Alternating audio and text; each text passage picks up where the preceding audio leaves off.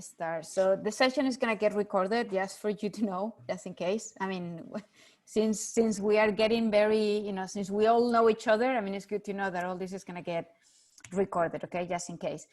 So the idea with this session is to have to provide you with some kind of a structure, like a time plan for you to organize your classes when you go to your hybrid learning class, right? So the idea is to see how you can structure all these different classes. So whenever you go there, you have like a path to follow, and then, you know, you don't get distracted with the technology, or, you know, you don't get lost with all this, you know, with all these new features that we have in class. So I will share with you how to structure a class that fits, or that could eventually fit into one of these classrooms. But feel free to comment or to bring your insights from the classroom if you have been already there, or if you have any questions, or if you have sometimes, even if you have like more practical tips on how to do that, or even if you've been practicing that before and you think you can help others with that, like, you know, feel free to stop me whenever you want, or hold your hand, and then I will give you, yeah, I will give you voice, like I will organize the order of participation. So I guess all of you are already fluent using Zoom. All of you have been using Zoom. Okay, is there anyone that haven't used Zoom for teaching? Everyone, good, very good. Because the idea with the hybrid classroom is that we're gonna have, we're gonna be using Zoom to interact with the students. So, you know, regardless of whether the students are in class, like physically in class, or they're participating from home for whatever reasons, we're gonna be doing everything through Zoom. So for instance, we're gonna be seeing students in the, well, we're gonna be seeing students that are physically sitting there, obviously, but we're also gonna be having one of the screens that is gonna be behind us with the faces of the students. Okay, I mean, as we have, as I can see your faces here as well, okay? And then on the other screen, because we will have two screens, and I'm kind of pointing myself on the back, because we will have these two screens on our backs, okay? So we will have students at the front and then two screens in the back. One of the screens will be your PowerPoint, your, you know, whatever materials you want to share, you know, as in any other classroom, okay, or in any other class. Okay, so whatever materials you would like to use will be in one screen, and then the students will be on the other screen, okay? I think it's the one on the left, well, my left will be the one with the students. The only problem with that is that, well, I mean, what is very good about it, I mean, let me tell you first what is good about it, and then the problem. What is very good about it is that the students that are in class are gonna be able to see students that are sitting at their homes at the same time. Like, they're going to be able to see each other very well, okay? But for you, they're going to be seeing your back, and actually you would probably need to go, you know, to go around and look into the screen if you want to see them. For that reason, in those classrooms, I mean, it's recommended that you bring your own laptop, or that you ask for a laptop, or that you bring whatever kind of device that you can have in front of you. So this way you can have students seeing you and looking at you, and you don't have to look back whenever you want to see the students. Like, obviously you're not going to be seeing the students as big as on the screen, but it's good enough, okay? It's good enough, because most likely you will not have that many students joining, okay? So you will have that on a gallery view. Yes. I understood that there's a camera in front of you, so you Yes. can the students who are online, they see you in the camera, so you Yes. you don't need your laptop. I get, why do you need your laptop? Because I'm not going to, when I give a class, I'm not going to look into my laptop if they're there. It's no, really it's distracting. not for you. That's totally up to you, but it's not for you. It's not for them to see you. It's for you to see them, for you to see them in front of you. Okay, because otherwise you will have these students here, like whenever you want to see where your students are now joining in class, where they are, I mean, you have to look back. If you, I mean, if you're okay with that, like if you don't mind kind of, you know, looking back, or, you know, looking behind you and all that, is perfectly fine. Okay, and this brings me to something that is, oh, you're welcome. Something that is very important. I mean, in this session, we're going to be seeing some of the things that I have been implementing in class. and some of the things that I would suggest you to use in class. But of course, you are the ones who know the best how you would like, how you like to be in class and how you enjoy being in class. Okay, so feel free to use, or to use as much as you like or as few as you like. Okay, but the idea is that you feel comfortable in class. Okay, so this is it. So let me just open the screen for you. Share my PowerPoint with you. For some reason, let me just share it here. Very good. It wasn't there. So, so how to structure one of these hybrid sessions, okay? And the PowerPoint, I think, is already in the campus online in case you want to use it. But if you want me to send it over to you, feel free to drop me an email whenever you want, and I will share that with you. Well, for me, it's essential that you get ready before the class. Why is it essential that you get ready before class? And give me just a second. Why is it essential that you get ready before class? Well, something that you will realize is that Zoom or any of these hybrid classrooms, they do require for you a lot of pre-work. Okay, and when I say pre-work, I actually mean, for instance, the polls, like the questions that you want to do, you want to have the students to answer in class, if you want to use that, or a lot of things that you don't want to get distracted with the class. Okay, usually when we know a class, or when you've been teaching a class several times, you know more or less what is your teaching plan, right? Well, in this case, because the technology that we're going to be using, or the technological setting that we're going to be using, is not intuitive, I would like to stress two things. The first one is that if you haven't been at the classroom setting, please try to do so as soon as possible, so you get familiarized with the with the classes, with the classrooms, with with the screens, with how everything looks like, because it's not like a regular session, first of all. Second, try to know exactly your teaching plan and try to rehearse and everything, because the technology gets very distractive, excuse me. So first of all, because we're going to be using this technology and we're going to be interacting through Zoom and all the technological setting that we've been talking about, it's super important, extremely important, that you define, and allow me to say that, redefine your teaching goals. Okay, what are your outcomes for the class? And be realistic. Okay, don't try to do a lot in class. Okay, be realistic, because most likely students are going to be interacting in one way or the other. So it's actually better that you set the expectations in the right way, and exactly what you want to do, so you can you're able to wrap up the class, you're able to target whatever outcome you were looking for. It's actually better to be realistic and not kind of oversell the class. It's better this than kind of trying to do as much as possible and overwhelm students with that. Okay, so define your teaching goals and be very sure about what you want to do in class. Okay, and be realistic with the expectations. How what are my recommendations in here? The first of all is that prepare as much as possible in advance, in the sense, like in the broadest sense, in the broadest sense that you can think of, right? So for instance, get your PowerPoint ready before the class, get the exercises that you want to do. Get your teaching plan ready as much as possible. And think that when you are in one of these hybrid classrooms, what is going to happen is that you're going to be moving in between screens, and you have like at least you're going to have 3 different points of attention to look up. So, you have the PowerPoint, you have the students that are at home, you have the students that are in class. Okay, you might have also most likely a laptop to deal with. All this together is probably a lot. Okay, and it's very overwhelming. So prepare as much as possible for the content. Okay, so the technology doesn't get you through. Okay, it's not that the technology is going to be driving your class. Most likely it's that but you're going to be using the technology as a tool. Okay, rehearse the class, get everything ready in advance. Even if you can't, try to go to class a little bit earlier.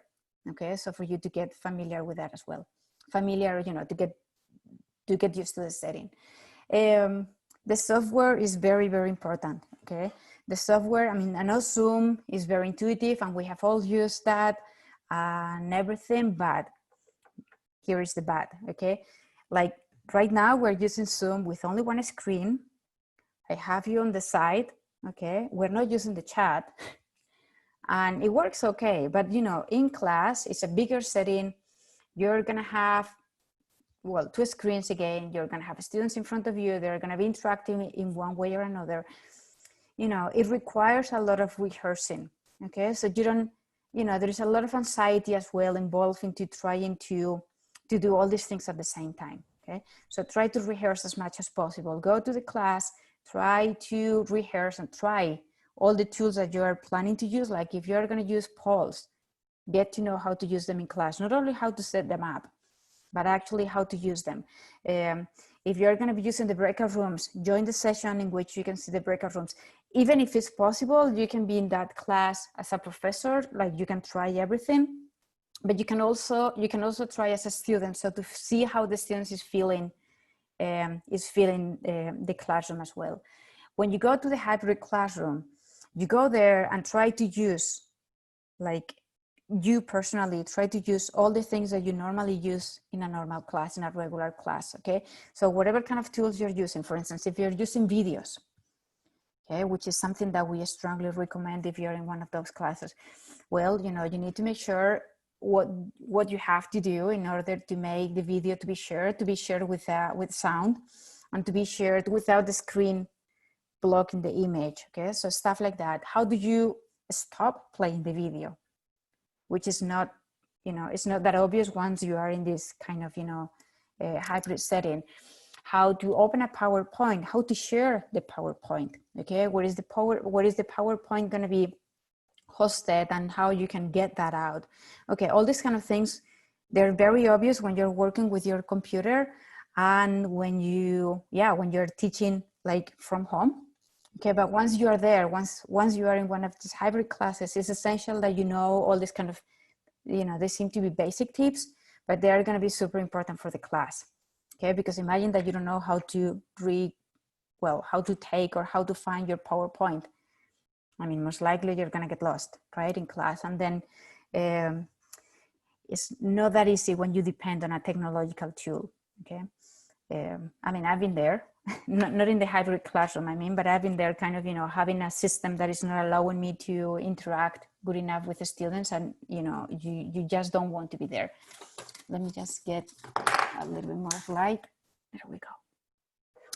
This is one thing. The second point is very much linked to the third point, and it's about defining your teaching plan.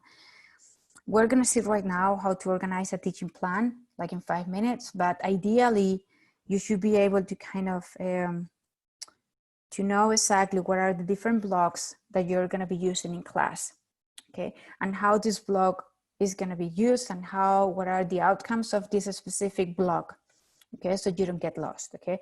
It's kind of, you know, you're going to have like a checklist for your different blocks.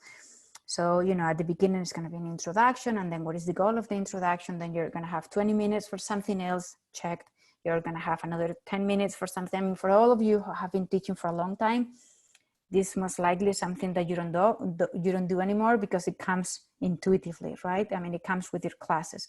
But for those who haven't been teaching for that long, it's essential that we do all this in blocks, okay? So you don't get lost either. And for that reason, the PowerPoint is essential, okay? The PowerPoint is going to be the one defining your teaching plan, and defining your teaching plan in the broadest sense possible. Why? Because once you are in this setting, the adrenaline, at least in my case, okay, let me tell you my experience with this. The adrenaline to be kind of holding so many things at the same time, the adrenaline there is kind of not allowing me to think it through, okay? So I include everything in the PowerPoint so I don't forget anything. So stuff that I do, for instance, include your expectations. What are going to be the outcomes of the class in the initial slides of the PowerPoint? Include questions, like imagine that you are doing a case and you would like students to participate in the case, okay? Well, you can include the questions in the PowerPoint so you don't forget about those questions, Okay, like you don't have to remember that by heart.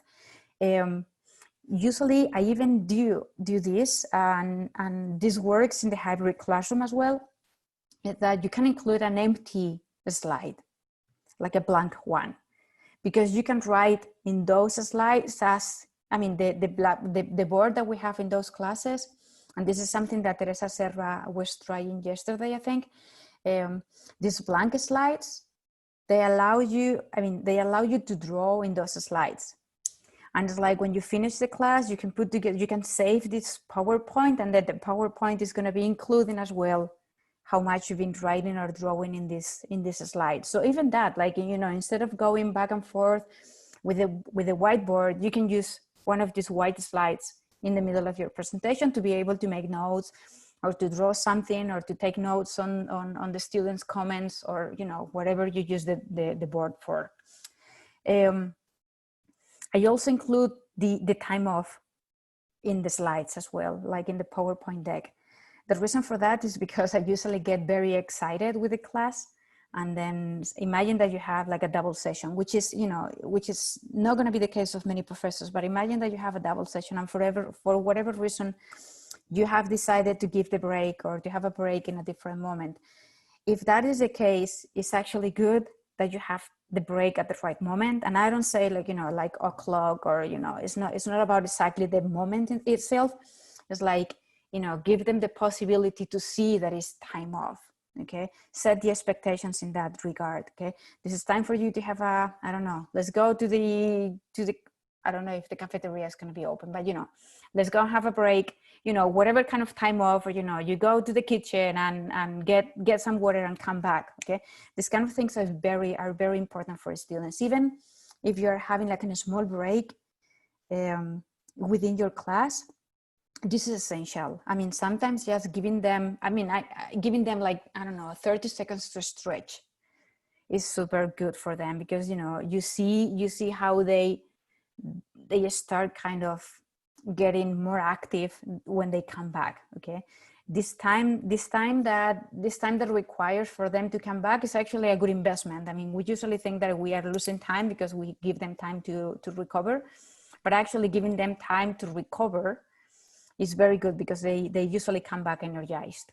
Okay, or at least not that sleepy.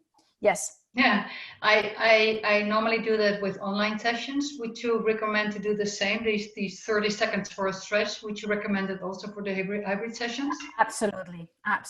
Okay, great. And if you keep, I mean, this is funny. Like if you keep the camera on, it's funny to see how they are stretching all together. You know, like, you know, you see them moving, and then they start laughing, and then you feel, I mean, you amazing. It's amazing because you see how the pressure goes down, in the sense that, you know, all this kind of, you know, I mean, it's actually pressure, like, you know, all this kind of tension that you feel in class, then they get a little bit more relaxed, and then they get into it, right? So you recommend that everybody, also the face-to-face students, are connected through Zoom during the whole class? It's not that I recommend that. It's like, this is how it's going to be. Like students are going to have students. I mean, I wish I would have the power to recommend one thing or the other, but, you know, like this is how the classes will be. Like students will be using their laptops in class. Okay, so this is the way, through their laptops, this is the way they're going to be interacting with the students that are connecting remotely. Oh, because this morning I was in one of those showrooms, and it wasn't so clear that all the face-to-face students had to connect through Zoom from the beginning, but it is. Yeah, they do. Yeah. They do have to. Yeah. Okay, great. Thank you. This is why Zoom is so essential, because we're going to be doing everything through Zoom. Actually, when you share the PowerPoint, for instance, it's not that you're going to be sharing the PowerPoint in your class. It's actually, you're going to be sharing your PowerPoint through Zoom. Zoom, yeah, correct. So everyone is going to be able to see it. I mean, the risk there is as usual, is that students get distracted with their laptops, but that's a risk that we face anyways, right? Some professors are including like well, I mean, norms about the use of cell phones or these kind of things, but this is something that you know, it depends on the department, it depends on, you know, it depends on the professor, it depends on the type of class as well that you're having. So yeah, that's the thing. My last point here about, you know, defining the class here, like the hybrid, how the hybrid setting is going to be, is that you need to think how students are going to be participating, and you need to think in advance how they're going to be participating, because you know that you have to give equal opportunities to those that are connecting remotely and those that are connecting, well, that are face to face with you. So, you know, you can use online simulations, you can use questions, you can use polls in the, you know, from Zoom, you can use your Kahoots, but, you know, think on how you want them to participate and think that in advance. Because, for instance, if you want them to use a poll, you need to get ready, you need to set up the poll in advance through Zoom, okay? It's not that you can do it real life. Actually, don't try to do it real life because it will be a total disaster, because you need to fix that before the class, okay? If you're gonna be, for instance, I mean, I was recommending the other day to use Kahoots in class because you can share the Kahoot and that, and then one professor was telling me that students are a little bit sick of Kahoots. Well, I mean, if you get to know that, because everyone is using Kahoots, maybe you can, you know, if you prepare in advance, you can find out different ways of having this kind of gamification in class, okay? But, you know, again, get ready before the class, okay? Get ready for the class as for any other class, okay? And this is very good. I mean, the technology is just a tool for us, okay? We need to get ready for that, but the class need to be taught in a specific, I mean, need to have its own learning outcomes. So get ready for the class, not for the technology, right? So we're gonna try to be as fluent. Give me just a second. We're gonna be getting into this hybrid classroom, and we're going to be teaching those classes, but, okay, and this is very important, the technology is a tool for us, okay? We cannot be driving the class only for the technology, okay? We cannot have the technology kind of driving us, okay? It's essential that we are able to teach the class and we are able to use the technology to the broadest or to the highest extent, so we can experience as much as possible what the students can have, or, you know, to maximize experience in class. But, you know, technology is just a tool in this case, a super important tool, by the way, but just a tool. Well, during the class, what is essential to do during the class? Well, this is a recommendation, okay? Never underestimate a good icebreaker. Why do I say that? Well, when we are in a face-to-face class, we usually have the possibility to interact with the students informally, okay? They come to class, they tell you whatever, and then you engage into whatever kind of casual conversation. You get to know a lot of information from students that, you know, they help you to tailor the class or the class outputs with that information, okay? And actually you gain confidence with the students, and, you know how they feel through these informal interactions, right? Well, when we are teaching hybrid, these informal interactions are harder to happen. So, you know, something that you can do is that you can either connect earlier to the class and have an informal conversation with the students. Something like, you know, what it was happening when you were joining, right? You know, I'm very happy to see you. How are you, Laura? I mean, how are you doing? What's the weather like? I mean, Norman. I'm very happy to see you here. All these kind of things, which is super important, okay? Because this way you're going to start connecting with the students, especially with those students that are going to be connecting remotely, okay? For those that are face-to-face there, you're going to have the same, or at least you're going to have the same possibilities to interact. But with those that are going to be connecting remotely, you need to give them the possibility, or, you know, it's nicer if you give them the possibility to interact with you, okay? To get into this kind of confidence zone or safe zone for them and for us. So a good icebreaker is essential, okay? You can either comment, how are they today? Okay, you know, or even where, okay? This is something that is usually super, I mean, they love it, okay? Where are you? What time is it? Where you are? Is there, I mean, good afternoon, good evening, you know, all these kind of games that really like it. Sometimes I've been playing like simple games for a couple of minutes. So they've been kind of looking for something that they have in the bag. And then someone else that has got something similar in the bag, they were replying to that. And then, you know, something super silly, or I don't know, let's try to find the name. I mean, something that I was doing as well is that they were connecting to the class with a fake name. Okay, and I was asking them to connect to the class with a name. We were doing female entrepreneurs during that session. So I was asking them to look for the name of a female entrepreneur, and then they were joining the class using that name. Okay, and then with that excuse, they were commenting a little bit why they were using that, you know, what was the interest of what kind of company this entrepreneur was founding. Well, I mean, it was just a way to get into the class, but also to get confident with each other. Okay, something that we usually underestimate when we have a face-to-face class because it's so easy and comes so naturally.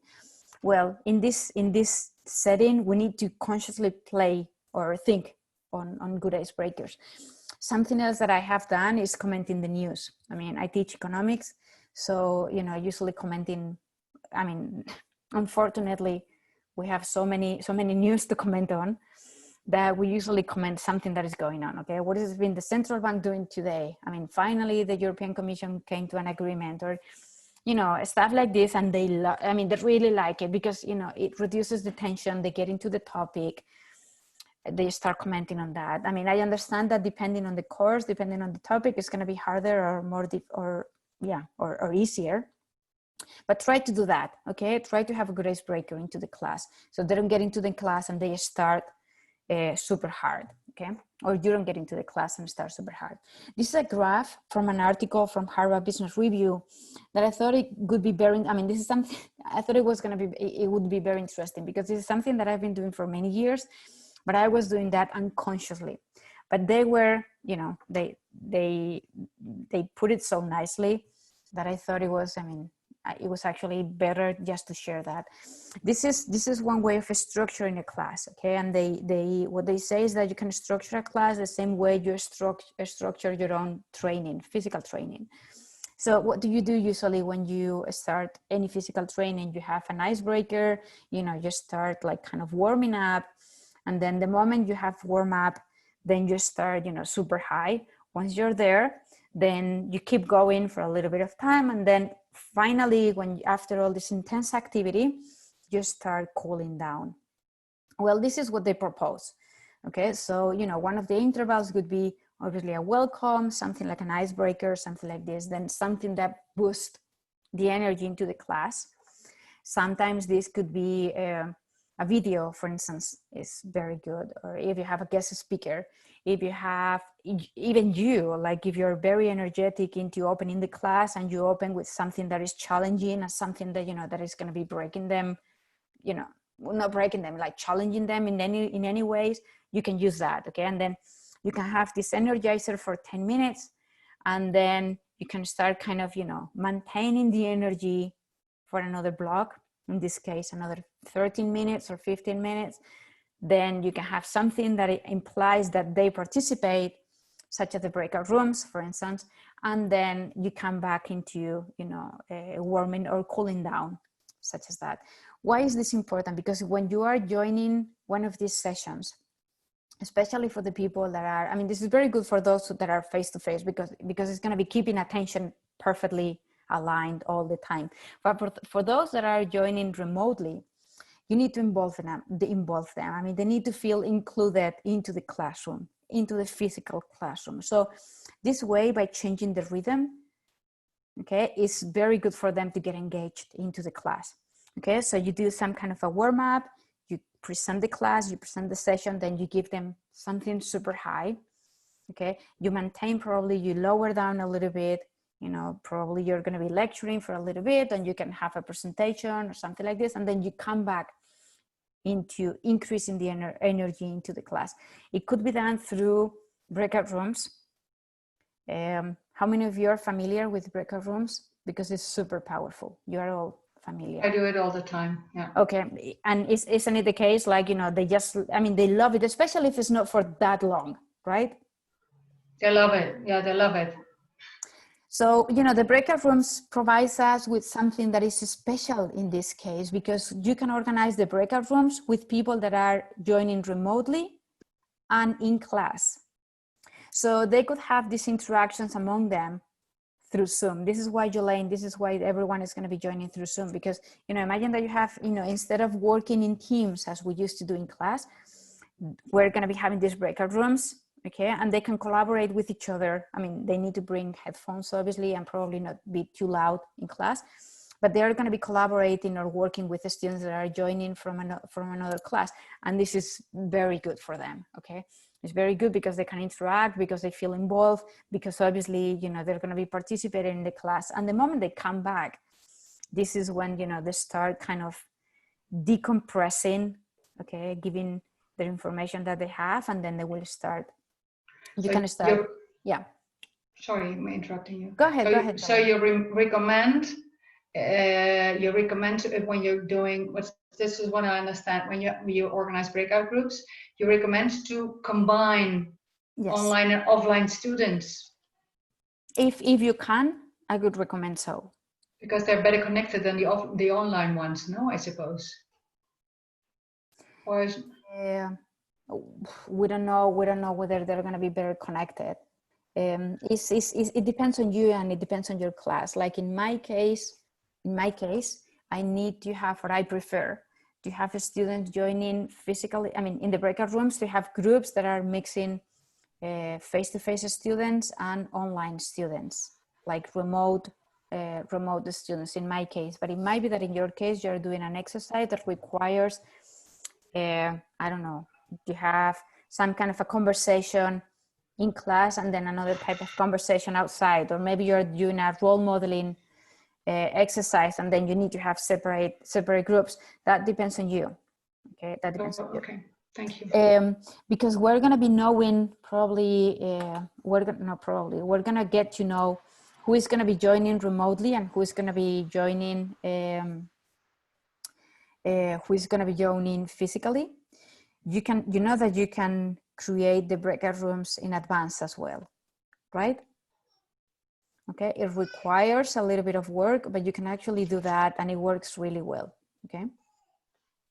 The only thing you have to do is actually, you know, get the groups and get their emails, their IE student emails, and then with those emails, you can actually create the different groups. So the moment you have the breakout rooms, they will go into their rooms. Okay, it's not that they're going to be randomly assigned. Okay. Essential here, I mean, the same way that the icebreaker is very important, it's essential as well that you cool down the class. Okay, make sure that you are clear in what have been the learning outcomes, whether you have achieved them, which, you know, it happens 99% of the cases.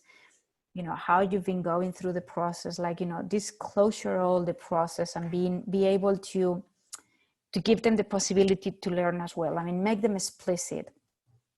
When you're, and the reason for that is very clear. When you are face-to-face, you see students' faces.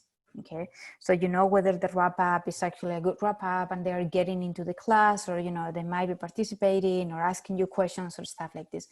When you have students joining remotely, there is a higher likelihood that you might lose that, okay, for whatever reasons. Okay, it could be that they have bad connection, it could be that they got distracted. I mean, there are like a million reasons for that. So if you want to make sure that they follow the class, do it. I mean, do a closing section of the class. Okay, what I usually do is that I wrap up with the ideas that we have seen in class, with the class out. You know, with the learning outcomes, what we've been learning here, and then I announce the next session. Okay, I kind of introduce the next session into this class. This is a way for them to know what is going to come next, and it's also kind of a relaxing moment for them. Okay, they know it's over. Now we're going to be introducing something that is going to come next, but, you know, our participation, students' participation is not required, so they start relaxing. So how to engage students into this process, okay? So the first thing is that you structure your class in blocks, okay? They could be these like different length blocks. What I've been doing every time I've been teaching online and every time that I'm teaching face-to-face is that I usually have the class structure in 20 minutes blocks, kind of. I mean, it could be 18 minutes, it could be 22, but something like around 20 minutes. It's very good for you to have the idea of what is supposed to be asked, what are the outcomes of these 20 minutes blocks, and then you move on to the next one, okay? And in each one of these blocks, I try to change the rhythm. So in one block, the tool can be a video. In other block, the tool can be a breakout room. In other block, the tool might be just a discussion. Like, you define which one is the tool that is going to be driving this block. So this way you don't get lost, okay? Because usually when you're in one of those classes, it's like, you have to remember everything. It's not that you have to, it's not only that you have to deliver the content, it's also that you need to kind of like pressing one button, close this other button, make sure that they are connected, make sure that they are participating. So, for you is I mean, what works for me is to be able to know what is the tool that I'm using in each one of these blocks, okay? So I can change that rhythm with that. This way, what I do as well is that each one of these blocks, before finishing one of these blocks, I give students the possibility to participate, make questions, do whatever, whatever kind of interaction they want to have in class, even, either within or between them or with me.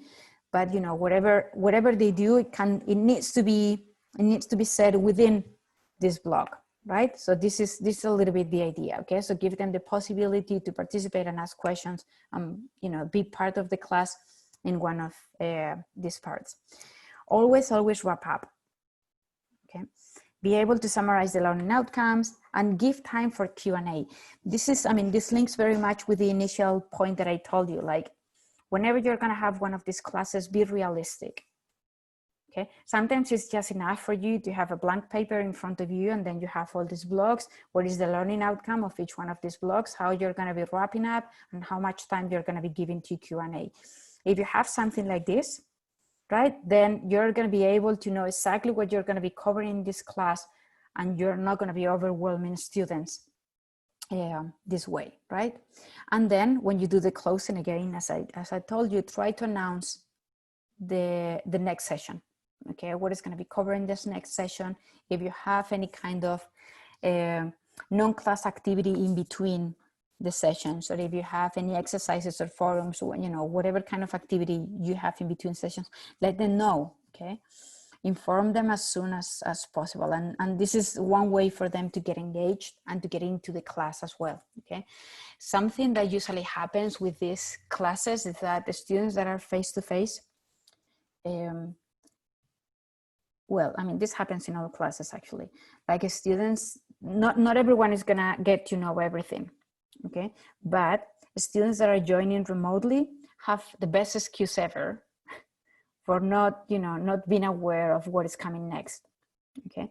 So, if that happens, if you think or if you see that the students don't get to know what is gonna come next, or if they don't know what is the next exercise, email them, okay? Just drop them an email, after the class or the day after the class, just to give them time to prepare for the next session, and let them know, okay? So our next session is going to be this and this, and to prepare this session, you have to do this, this, and that.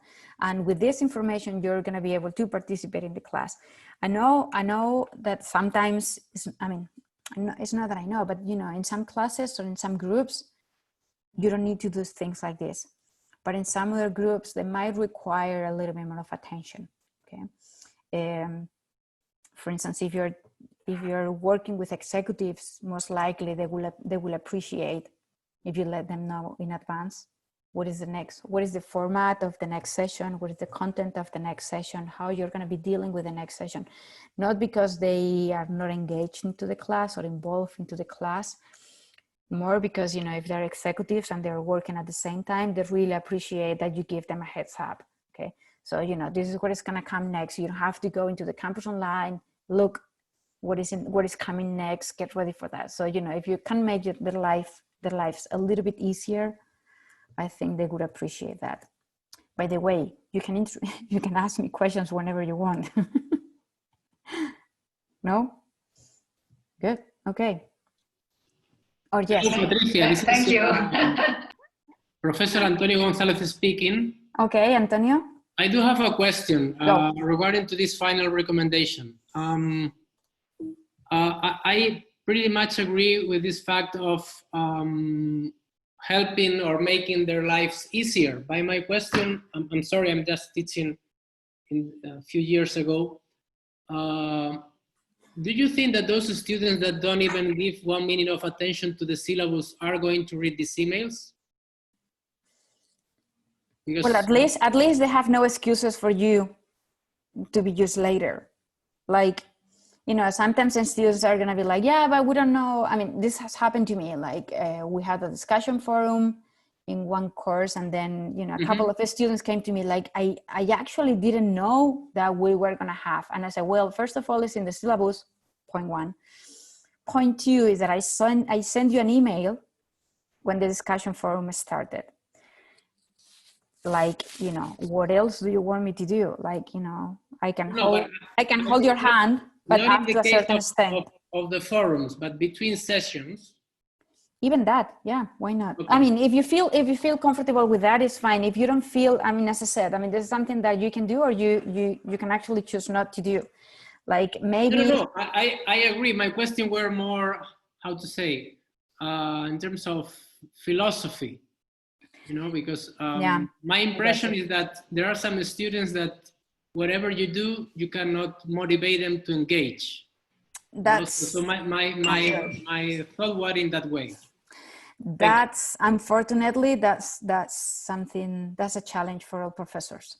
Like we would like to have, Manuel, I'll get to you in a second. Like we would love to have students that are 100% committed and they all get A's.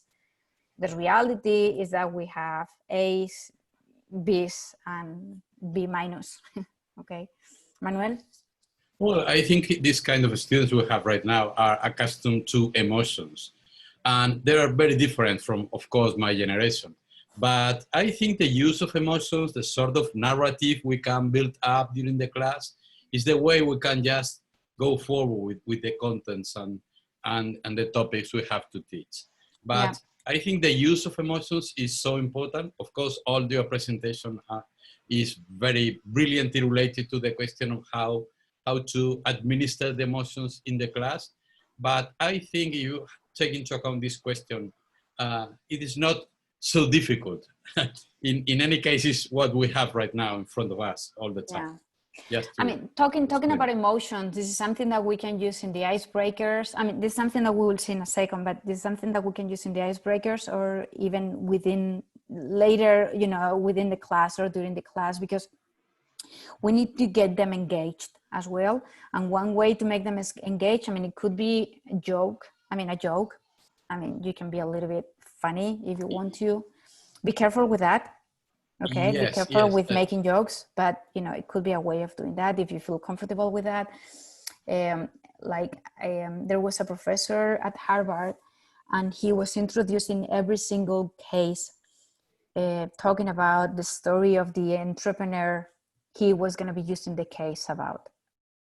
And he was telling the story as his, you know, his firm founder were like a normal regular person, so to speak, and it was great because everyone was very much involved into this kind of teaching, like, you know, because you get kind of personally involved with someone that you know the story about. Okay. So these kind of things are essential. Yeah. And I would add the small rewards are very important as well. Yeah. So that's brilliant, that's very good, go forward, and so on and so on. Exactly. For me, it's right, just very to let good, you know. very good. Two things here, and what Manuel has been saying is very important indeed. The first one is that obviously when we are in this scenario, it's essential that we acknowledge whatever we consider needs to be acknowledged, okay? So congratulate the students that are especially good in participation. Congratulate, like, you know, make it explicit. When you're face-to-face, it's good to see people's faces, and they can see your face as well, right? But when you're joining online, I mean, it might be that maybe your face is not that big, or it might be that, you know, there might be like a million different reasons why they might not get that, okay? But if you consider someone has been making a good comment, congratulate him or her specifically, like explicitly for that. This is one thing. The other thing that I forgot to tell you is about the use of the chat. You will define the rules of the class, and you will define how you want to use that. Like for some professors are actually they know how to use the hybrid classroom setting, and they are very good with reading the chat, participating, delivering the class, delivering content, and managing participation. This is not my case. Okay, for me, reading the chat at the same time that I'm teaching is complicated, and I have to admit that. I'm not saying about the online classes, I'm saying about the hybrid classroom.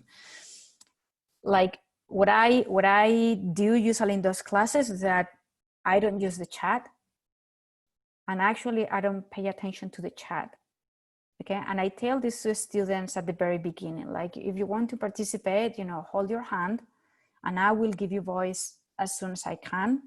Okay, I promise everyone will have the possibility to participate. I will include you over, but I don't have the capacity to deal with chats, videos, connection, PowerPoint, and participation and class delivery, like content, right? Which is the most important part here. For me, it's very complicated. If you have someone, I mean, it might be that it's good for you, or maybe for your class, you're required to have the chat and it works perfectly well for you, but you set the tone, okay? So from the very first session with your students, just define what are the tools that you're gonna be using, how you're gonna be using them, and be very clear on that, okay?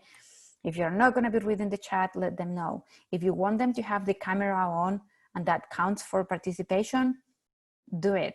Okay, give them feedback on participation on that. Okay, and you can clearly do that. I mean, something that I've done is that for those students who didn't have any good reason for participating without the camera, without the webcam, what I did, it was that after 2 classes together, I sent them feedback on participation through the campus online, A, B, and C, something like this. A, very good participation. B, very good participation, but without webcam. C, like probably normal participation, but without a webcam. They got the message very clearly, because the day after, everyone was participating with a webcam, right? I heard. Yeah. Sorry, I seem to interrupt you all the time. Sorry about that. No worries. I understood from that program management is, I always give workshops. I don't have like long programs. I understood that program management is going to define whether it's mandatory to have the cameras on, because I wanted to put something in my syllabus, and I said, no, we will decide what to do with that. Yeah, but that depends as well. I mean, there might be like a million different situations. Like, there you go. I mean, I and then that's why I said, I mean, you set the tone, you set the rules in your class. Like, I mean, in my class, I had someone joining from Iran. And you know, the internet connection was not that good there, and she was not able to participate in class at the same time with both voice and camera. Fine, of course. Like, you know, I'd rather having her participating without a webcam than non-participating. But for the others that are choosing, like if my rule is that I want them to participate, and obviously the program managers, you know, are aligned with you, then go ahead and do it. But what I'm saying is that don't go back and forth. Okay, like if your rules is that, you know, they need to be connected, fine. If you're gonna be using the chat, perfect. But if you're not gonna be using the chat, it's as good as you know, as not using it or using it. So, you know, totally up to you, but set the tone and be very clear on that. Okay? Yeah, thank you. And clear and consistent. Okay, Norman? Oh, that you like it, thank you. This is very good. I mean, what Norman just did is very cool, because you can ask students to participate as well in class, and then, you know, they can go thumbs up if they like it or not, and they can participate. This is another way for them to get them involved, okay? Finally, some tips for you essentially to get involved, to get engaged with, or to have students engaged both remotely or physically.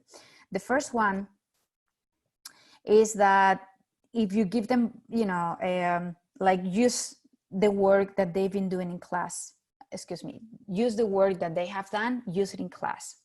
So for instance, even though if it's a non-class activity or something that they've been doing previously, bring that into the classroom. They get so super engaged when they see their exercises, their thinking, their ideas into the classroom. You don't have to bring everything. You can bring into the classroom just the most relevant ideas or the best exercises.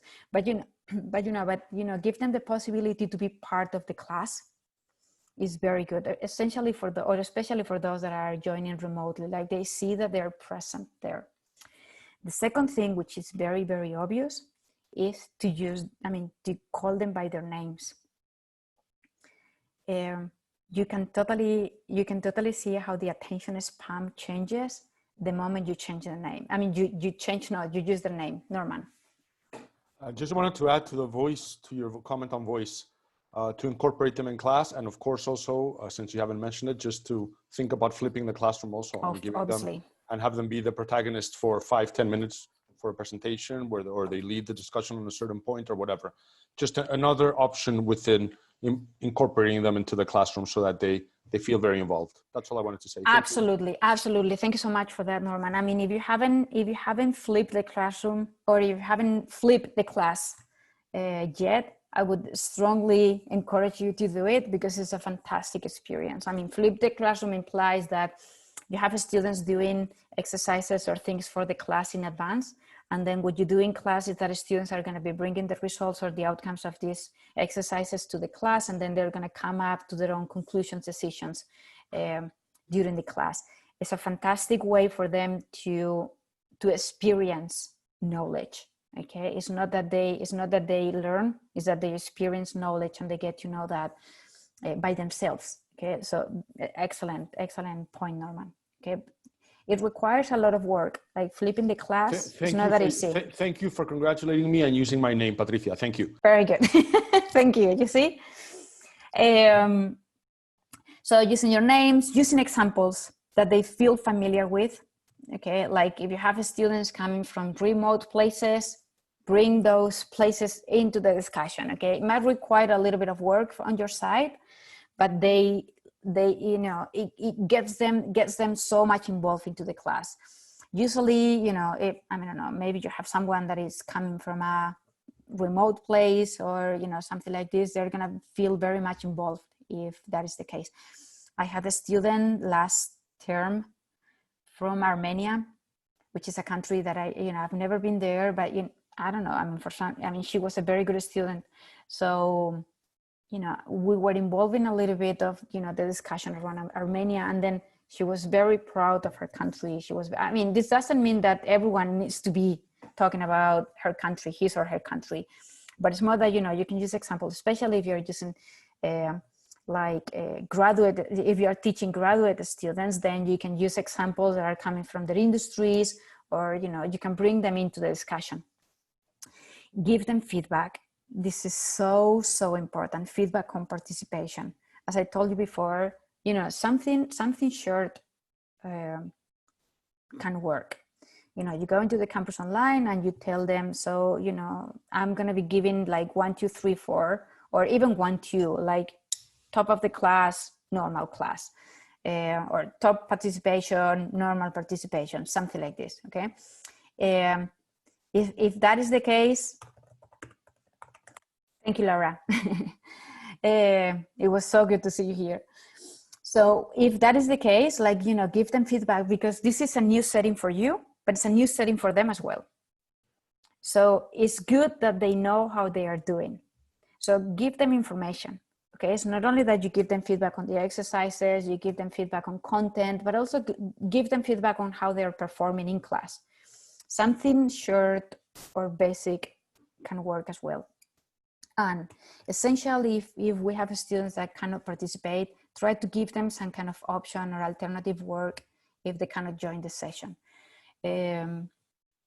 I mean, with the COVID situation that we are living, we need to be a little bit flexible, because we don't know the situations that people is living.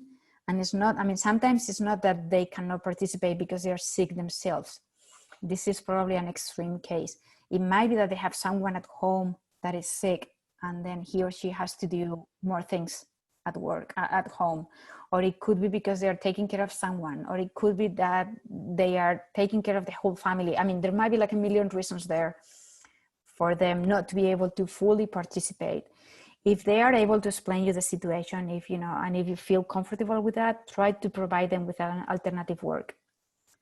Alternative work could mean them writing a short essay about the classroom, about the class, if the class is being recorded, excuse me, or it could be, I don't know, whatever kind of, it needs to be something short, because you don't want to be overworking yourself, okay? You don't need to be overloaded with extra work with everyone that is not participating in class. Something simple, but something that is allowing you to know that he or she has been able to be, is been able to see the recording, or has been able to gain the knowledge that is required for that session, okay?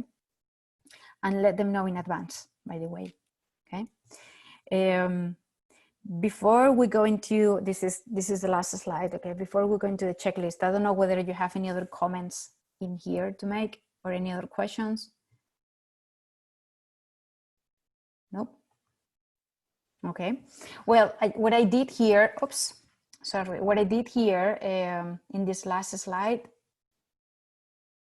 Okay. What have I done? Okay, I'm not sharing the screen anymore. Here it is. There we go. And the final checklist. So these are things that, you know, you can use as a checklist if you feel comfortable with. So for instance, bring the class roster to the class. Okay, the class roster with their names and their pictures, if you can. Okay, if you are teaching undergraduates, I don't know, be able to have the attendance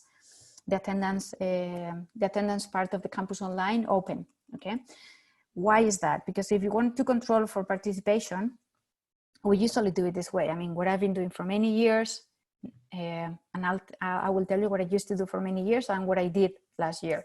So for many years, I was printing the class roster with all their faces, and then right after the class, I was marking who was participating the best, who was just participating on a regular basis, and who was non-present in class. And it was very easy just to put together everything. When the course was over, I was just putting everything together, and then I was able to see who was, you know, I had like some kind of proof of participation, okay? But since I'm an early adopter, so I'm already paperless. So last year, what I did is that I in one of the apps in my cell phone, I was downloading the PDFs. I mean, it was one of these apps in which you can mark. I mean, you can paint on top of the PDF. So I was just marking on my PDF and then saving that document in my Google file, my Google folder, excuse me. So I was just keeping all this track of students' participation with that. This is why it's very important that you have the class roster ready before the class, okay? The second thing is that whether you have tried the hybrid classroom an enough number of times, okay?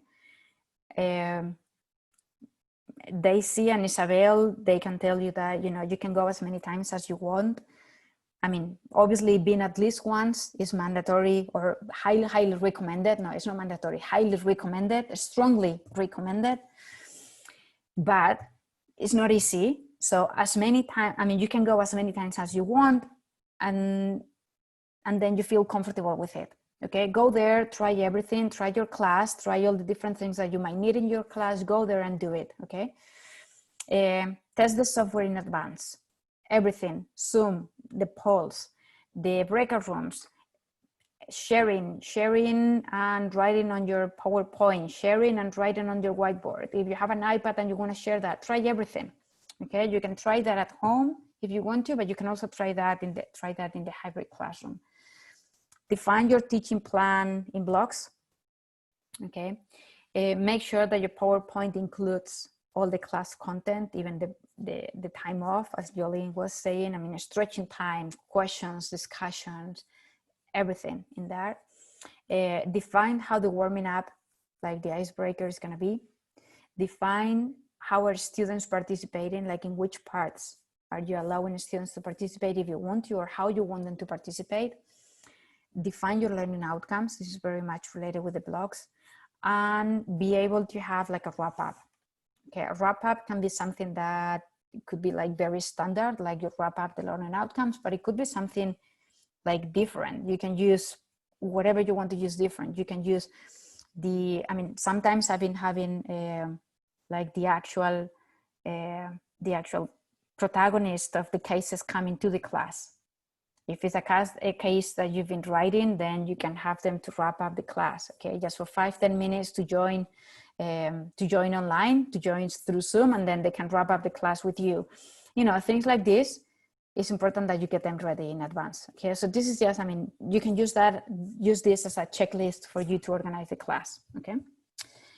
So now it's time for you, if you want to. We have someone that is joining now. In a normal class, I would say it's too late because I already shared the exam and the questions for the exam. Now that it's a shame that you miss it, but no, it's not going to be the case this time. Any questions, any comments, anything that you have used in class? No? Okay, well, thank you very much. We're finishing very much on time. This is perfect. So, thank you again. We will have another class. We will have many other of these classes, but we'll have another class in August. But please, please, please go to the hybrid classroom, okay? Go there and train, okay? Well, thank you so much, okay? It's been a pleasure. Thank you. Thank you. Thank you. Gracias, Patri. Gracias, Patricia. Bye-bye. Thank you very much. Bye-bye. Gracias, hasta luego. Bye. Muchísimas gracias, Patricia.